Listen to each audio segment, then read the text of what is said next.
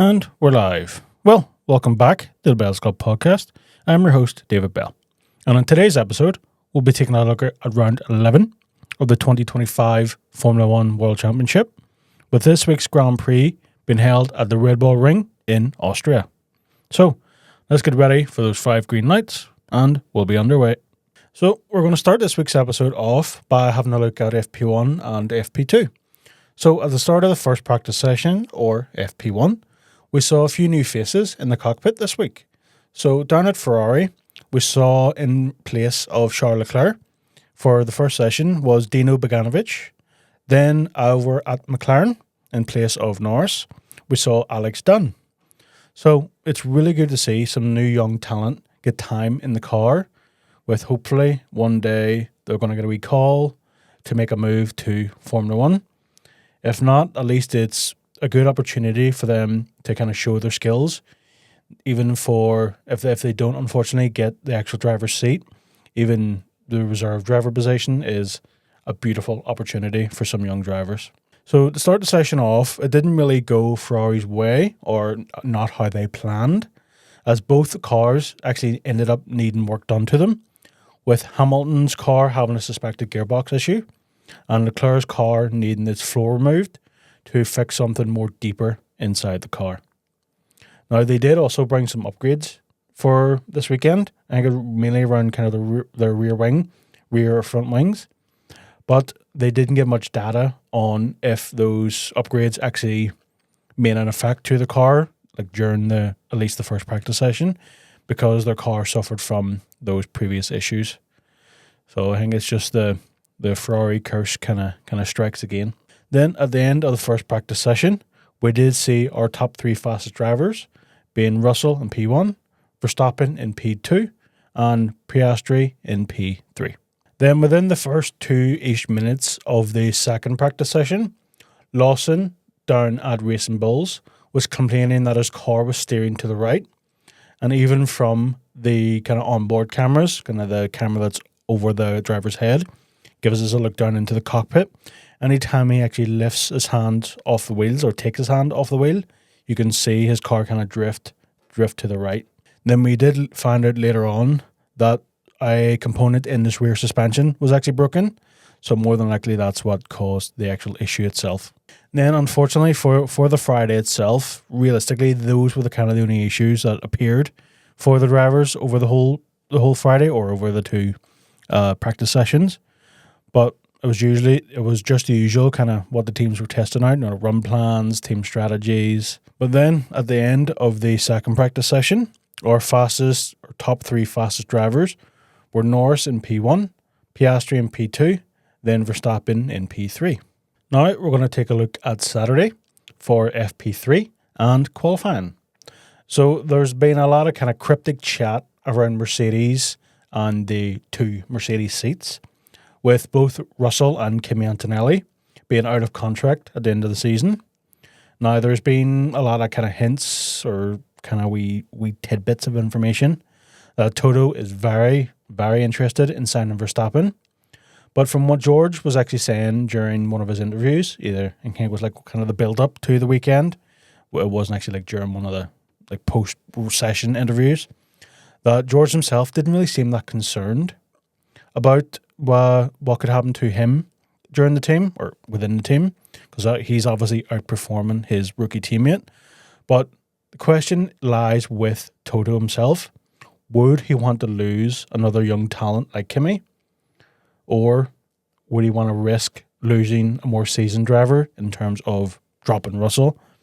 But the problem lies with if he does end up dropping Kimi, like he missed out on signing Verstappen the first time, would he want to run that risk, losing a potential young world champion level driver like he did the first time when he, as I said before, he didn't manage to sign Verstappen? But this coming silly season is going to be a very interesting one to keep an eye on, especially as Cadillac still have yet to announce their 2 drivers. So during all 3 of the practice sessions, we saw a good amount of drivers actually having issues when they run wide, mainly in the kind of exit and entrance to the final corner, kind of leading into the pit straight, as they carry too much speed into the corner. they drop a wheel into the gravel, and a few of them have kind of spun out, or they've kind of lost the back ends, but they've managed to kind of keep it on track. But we actually saw a few drivers like Norris and Verstappen actually run wide, and due to this, or due to them kind of dipping into the gravel, I suppose even Leclerc as well, with his kind of damaged underfloor needing to get replaced, that running wide into the gravel causes unnecessary damage to the cars. But at the end of the final practice session, or FP3, we saw our final 3 fastest drivers. Those, again, basically no change from FP2, with Norris in P1, Piastri in P2, then Verstappen in P3. Now, we're going to have a look at qualifying now. So, the latter stages of the Saturday, kind of disappointing that, well, at least in the first qualifying session, that nothing really happened during it. It was kind of a standard quali session. But other than Russell himself just managing to squeeze through into Q2 at the very last second. Now, we did see Sainz drop out in Q1 due to a bad performing car. And as we'll see kind of later on in this episode, or if you did watch the race later on into Saturday with the actual race itself, we see this weekend just didn't go Williams' way, but we'll kind of talk about that in a wee second. Then at the end of our first quali session, we did lose our first 5 drivers, those being Stroll, Ocon, Tsunoda, Sainz, and Hülkenberg. So now moving on to our second quali session, or Q2. So within the last 6-ish minutes of the session, the session itself was actually red flagged due to a fire that had started on the side of the track on the kind of exit of the final corner. Now, literally 30 seconds before that, we did see Hamilton run wide on the exact same corner, which, I mean, even kind of what talked about in previous kind of episodes, where it was the actual material, or there's been new material tested on the skid block to prevent these kind of fires. But you kind of wonder how much money kind of teams have spent in creating these new blocks, testing these new blocks, and they're not doing the job they're supposed to be doing. It's like, it just seems money well spent. But again, same with Q1. It was kind of a similar situation. Other than that red flag, it was a standard quali session. Nothing really to complain about. But again, at the end of the session, we did lose our final 5 drivers. Those being Alonso, Albon, Hajar, Colapinto, and Berman. Then into our final qualifying session, or Q3. Now, at the start of the qualifying itself, Russell was under investigation for an unsafe release into the pit lane. Now, it was later decided by the stewards that no further investigation was going to be needed into it, even though he almost crashed into 2 cars. I mean, it's crazy to think that a driver can get fined tens of thousands of dollars or euros for what he says, but nothing happens when he almost crashes into other cars. I mean, it just seems just so bizarre. Then right at the end of the final qualifying session, when everybody was having a last minute attempt at a flying lap, Gasly actually spun out while making contact with the gravel, which brought out a yellow flag. Now, the yellow flag does disable the DRS, well, for at least those in the DRS zones, and that would have compromised their laps. Now, in doing so, that could potentially have dropped them from a higher starting position on Sunday. But at the end of qualifying itself for the Austrian Grand Prix, we did see Lando Norris take pole position. Now, he was joined on the front rows by Leclerc in P2, Piastri in P3, and Hamilton in P4. So now let's have a look ahead to Sunday for the race itself, or the Austrian Grand Prix. Now, this is what I've been saying from the very start. This is the type of race that us, the fans, love to see. Because at the very beginning of the race, even on the formation lap, there's been drama. As Carlos Sainz was actually left sitting in his grid box as the other cars kind of pulled away from him.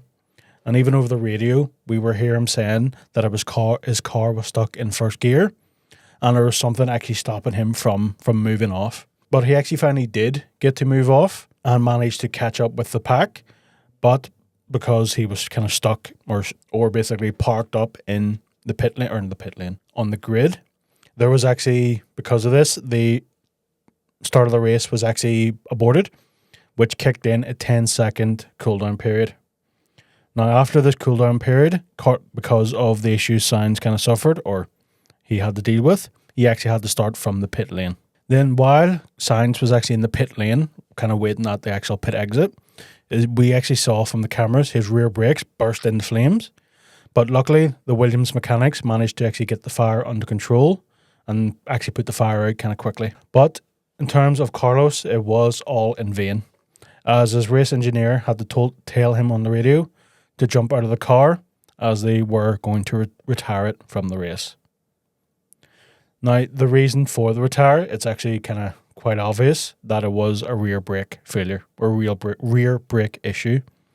And even though there was a 10-second cooldown period, the actual issue would have taken longer than 10 seconds to fix, unfortunately. Then on the opening lap of the race itself, we even saw even more drama, with the race actually got a safety car deployed at the very start because of the crash between Kimi Antonelli and Max Verstappen. Now, from the heli cams, from Kimi and Max's onboard camera kind of wasn't useful because it was obviously pointing in the wrong direction. But Kimi just carried too much speed into the corner, or he actually possibly didn't notice how quickly the cars were kind of braking in front of him, which could have again caught him off guard. Now, luckily, he did manage to swerve out of the way of the cars that were in front of him, or he would have just collided straight into the back of him and wiped out 6-7 cars in front of him. By him actually swerving out of the way, he did lock his rear wheels, and more than likely possibly his front wheels as well, and collided into Verstappen, who unfortunately was just in the wrong place at the wrong time. Now, this could be chalked up to just a rookie mistake from Kimi, but if it was, I don't think it was intentional for Kimi to crash into somebody, but he did just cost himself and his team possibly a lot of potential points. So it will be a bit of a learning experience for him, and we'll see in the kind of latter races if he managed to come back from this and learn from it.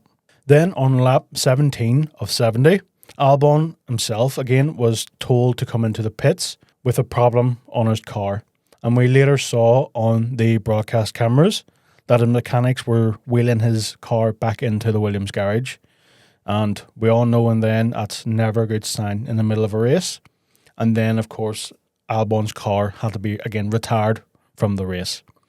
So more than likely, it was reliability issues, kind of same with Sainz. So I think it's just a weekend the Williams want to forget. Then even a little bit later in the race, Yuki Tsunoda was handed a 10-second time penalty with his contact with Colapinto, as he did attempt an overtake and touched Colapinto's rear wheel and just spun his ass out.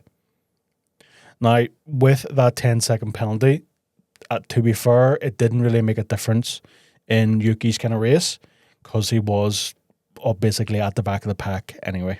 Then even a couple of laps later, probably on the latter end, towards the end of the race, Colapinto himself was actually given another time penalty, but this time it was for 5 seconds, as he forced Piastri off the track and almost crashed him, or caused him to crash into the barriers when Piastri was trying to overtake Yuki and Colapinto as they needed to unlap themselves. Then at the end of the Austrian Grand Prix, Lando Norris wins at the Red Bull Ring, and he chips 7 points away from his teammate Piastri in the Drivers' Championship. So we're getting closer and closer to possibly seeing a new leader in the drivers, but it's still all about their mentality. Is Norris ready to take the lead of the Drivers' Championship? Is he ready to be a world champion? Or is Piastri just going to continue edging him ahead each race?